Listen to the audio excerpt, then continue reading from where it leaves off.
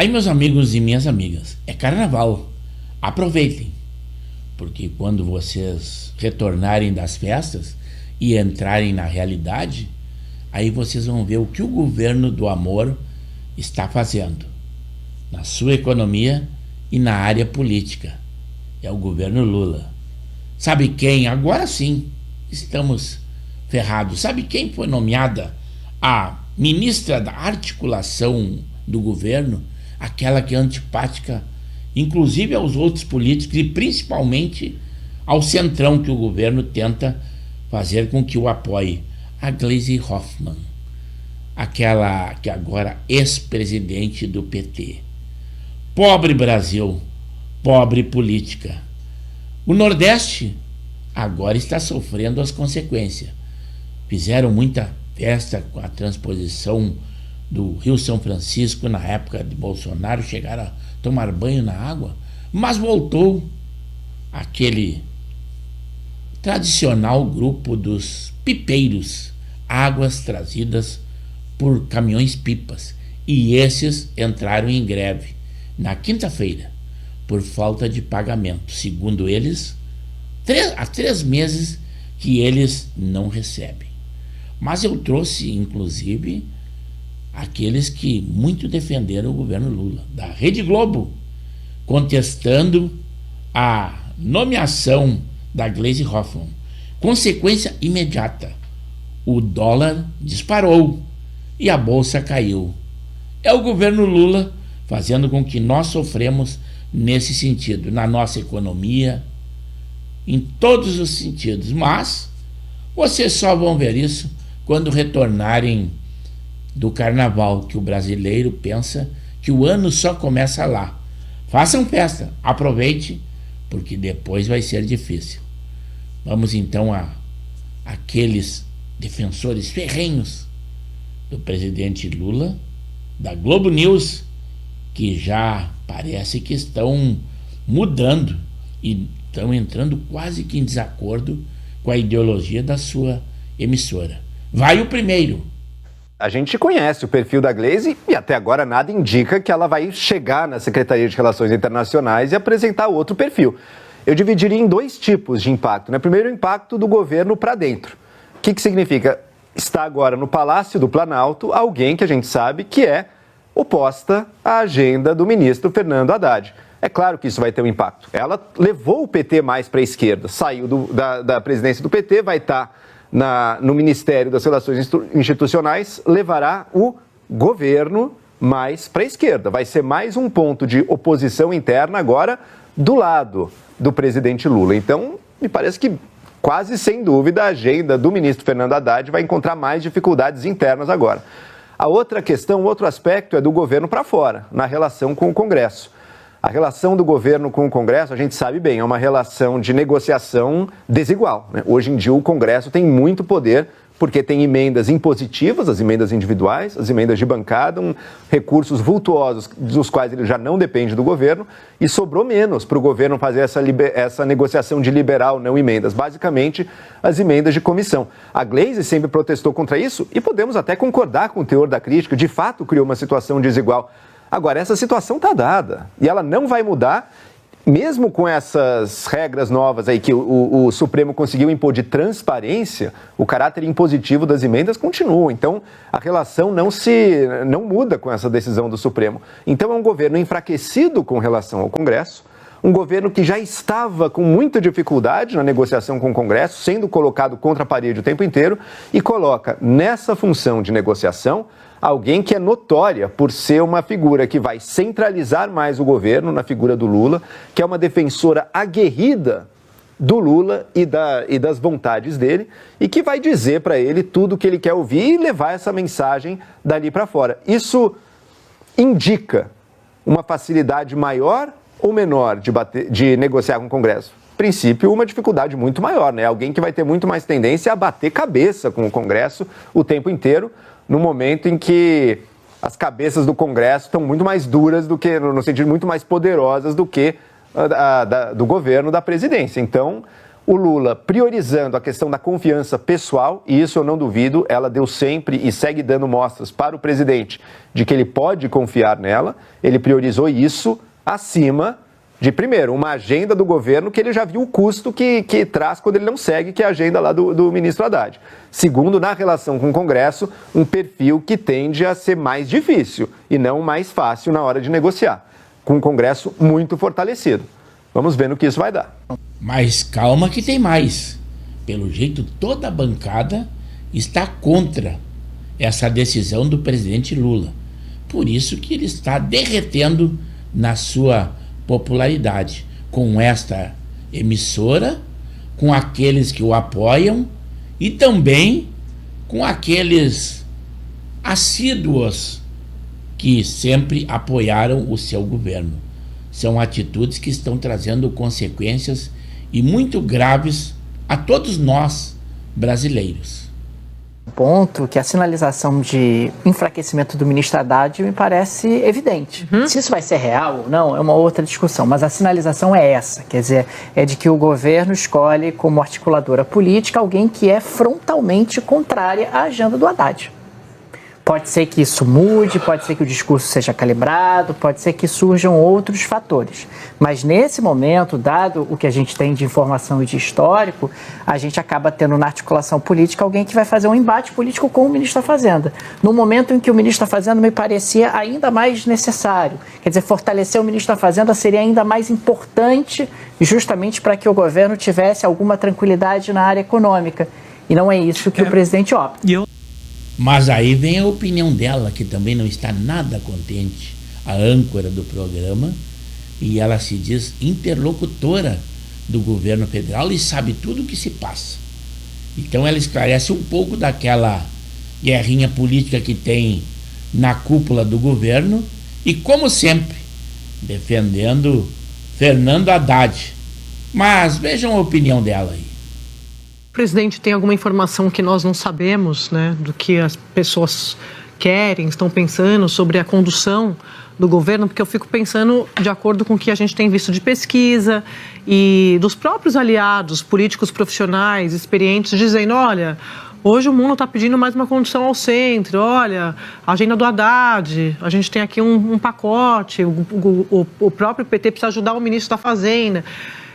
Porque, obviamente, como a gente está repetindo aqui, a Gleisi vai começar nesse novo cargo. A gente está aqui discutindo o que a gente conhece de Gleisi como ministra da Casa Civil, senadora, Casa Civil de Dilma, passou pelo processo de impeachment com Dilma, foi a presidente do PT no pior momento de Lula, todo esse quadro de lealdade que a gente está contando aqui, e uma das coordenadoras da campanha de Lula em 22, e presidente do PT agora no Lula 3. Chega para comandar essa articulação política toda. Vamos ver o que Gleisi tem a oferecer, qual é a ordem que Lula vai dar, porque sempre lembrando, não é Gleisi, não é Padilha, não é Rui Costa, é um comando do presidente da República. E eu fico pensando na situação do ministro da Fazenda. A primeira derrota de Haddad veio da boca de Gleisi, numa entrevista que ele deu aqui no Estúdio I, você vai se lembrar disso, no final de 2022, o governo Lula não tinha nem tomado posse, ela dá uma entrevista aqui, na prática desautorizando o que a Fazenda estava ali planejando, e ela sempre, em todos esses grandes embates na agenda econômica, ela se manteve ao lado de Rui Costa, que é um adversário de Haddad dentro do governo. Então, eu fico pensando na situação do ministro da Fazenda, que está cada vez mais isolado por essa turma, né, por essa turma dentro do governo, e essa turma cada vez mais empoderada pelo presidente da República. Primeiramente, eu trago uma notícia do contrato de uma empresa para a COP30.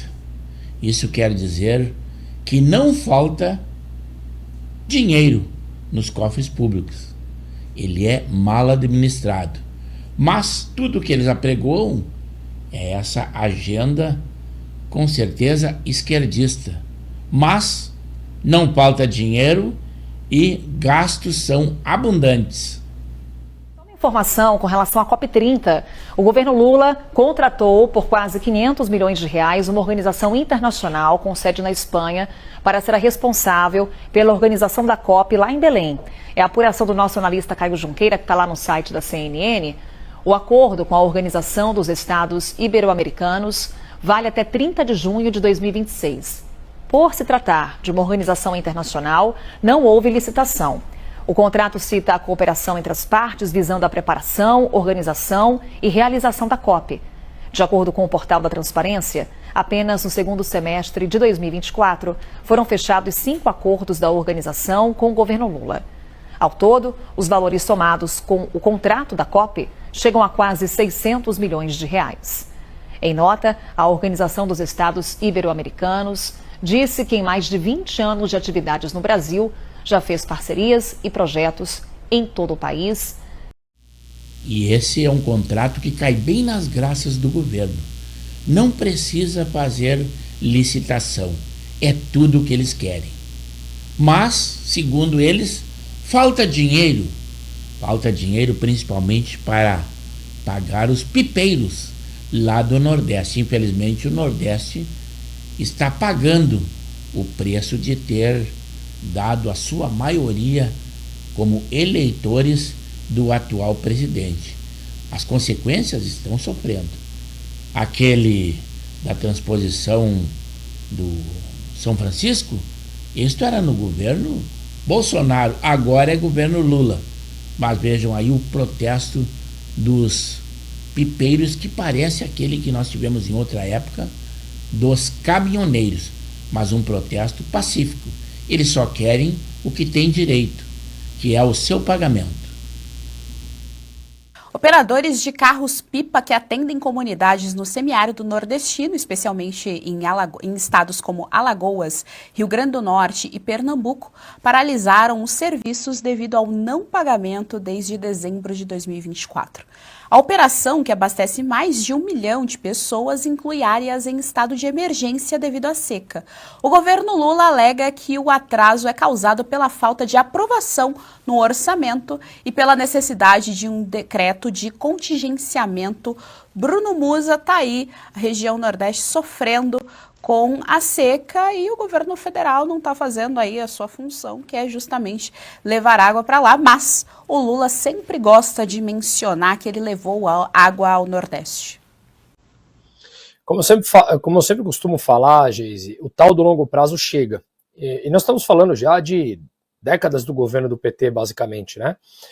Com alguns pontos de exceção aí, mas basicamente uma manutenção da hegemonia do poder no século XXI do próprio PT no Brasil. Portanto, esse longo prazo, que era tão distante, simplesmente chegou, e a gente vê incríveis números, como eu falei, que na própria Bahia a desaprovação é maior do que a aprovação, sendo que é o reduto eleitoral petista, assim, escrito, né? Sempre foi. O que a gente vê é uma falta de preocupação com o próprio orçamento. Eles sempre vão terceirizar a responsabilidade e jogar a culpa em outro ente. Colocar, não foi aprovado o orçamento, etc. Só que vamos lembrar que do orçamento total brasileiro, para deixar claro, são 2,3 trilhões de reais, 96% já está carimbado. O que isso significa? Significa que já tem um destino para manutenção da máquina pública, gastos obrigatórios. Sobram meros 4% de gastos discricionários, ou seja, os gastos não obrigatórios que entram, por exemplo, investimentos. Desses menos de 200 bilhões, de um total de 2,3 trilhões, menos de 200 bilhões, que é o não obrigatório, você ainda tem que destinar 50 bi para emendas parlamentares. Segundo uma própria pesquisa do Instituto Fiscal Independente do Senado, mostra que por volta de 2034, a continuar nesse crescimento da dívida, 100% do orçamento será carimbado para a manutenção da máquina pública, e logo após isso a máquina simplesmente para, não tem mais condições de funcionar. E é justamente isso que a gente vê, esse menosprezo com a responsabilidade do dinheiro do pagador de imposto. Este sim, usurpado sempre pelo poder desses burocratas no governo. Portanto, podem terceirizar a responsabilidade que for, as pessoas sentindo a consequência da falácia e da mentira que sempre foi o Lula e o PT. É carnaval, época de festa, mas os problemas estão aí. Para vocês que estão alheios ao que está acontecendo, o nosso vídeo esclarece muito da atualidade. Eu espero que vocês, mesmo que recebam o nosso link nas suas redes sociais, que clique no seu link para que o YouTube saiba que vocês estão assistindo o nosso vídeo. Aí depois lá sim, deem o seu like, dislike, elogiem, critiquem, qualquer que seja a forma. Mas eu espero que vocês se inscrevam no canal. É Pepe Severo pelo YouTube. Temos edições diárias e os mais variados assuntos.